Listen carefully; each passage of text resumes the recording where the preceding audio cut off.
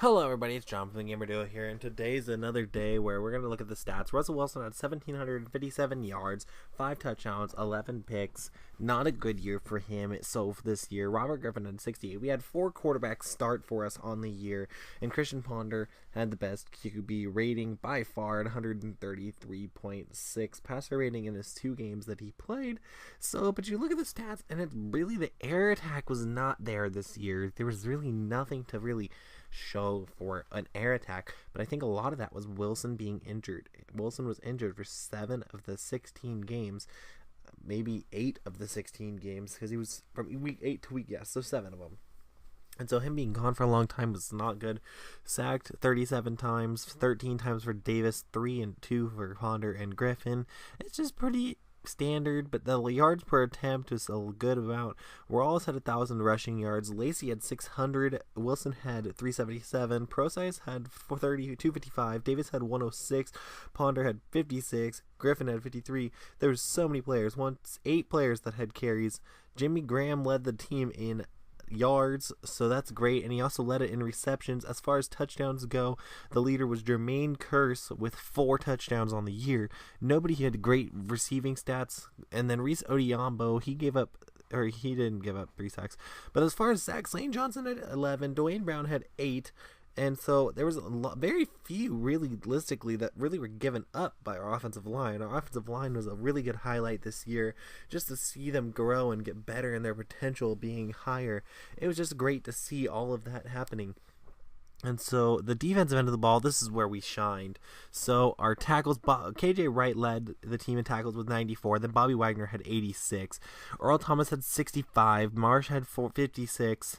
Malik McDowell had 44. Bennett, and so on and so forth. As far as defensive sacks go, Bennett had 17.5 sacks. Averill had 14. KJ Wright had 11.5. And then it really kind of dipped from there. 3.5, 2.5, this, that, the other. But still, really, you had a few people that had amazing years, so that was a good thing to see. As far as interceptions go, that's the next thing that we're going to look at. We have a league leader, Cam Chancellor, with 9 interceptions, and Thomas with 4, and Sherman with 3. Wagner and Rubin both had 1. So that's just something you ought to see. You're just like, whoa, that's a lot of interceptions, a lot of things.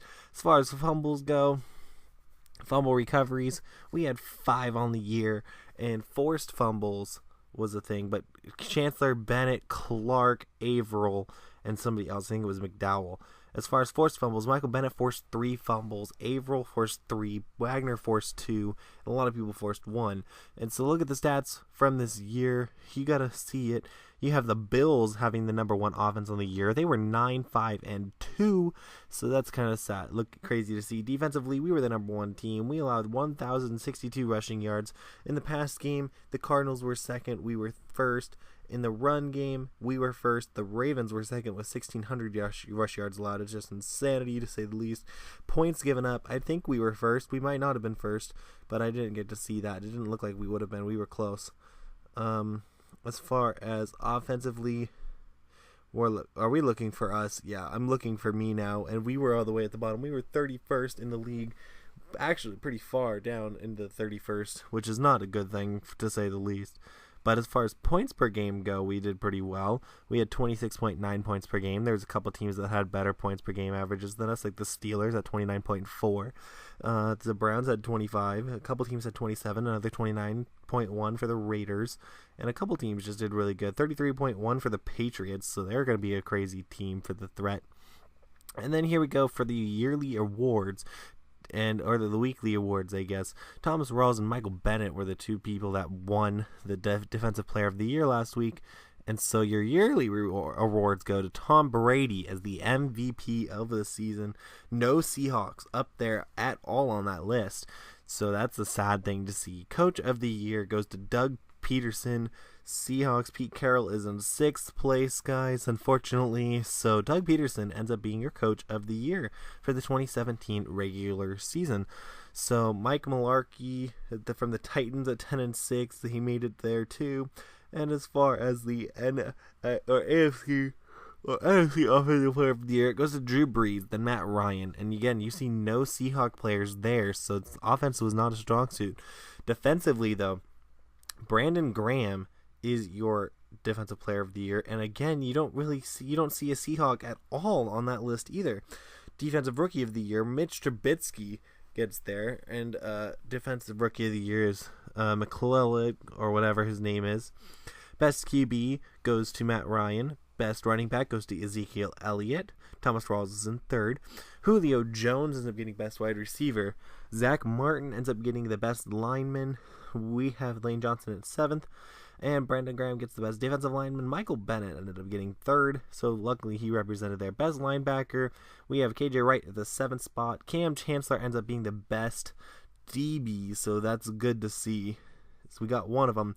Cam Chancellor, I'm glad he was in first. And Skandrick is second, as he picked up Russell Wilson. It makes kind of sense now why he was the guy that picked off Russell Wilson.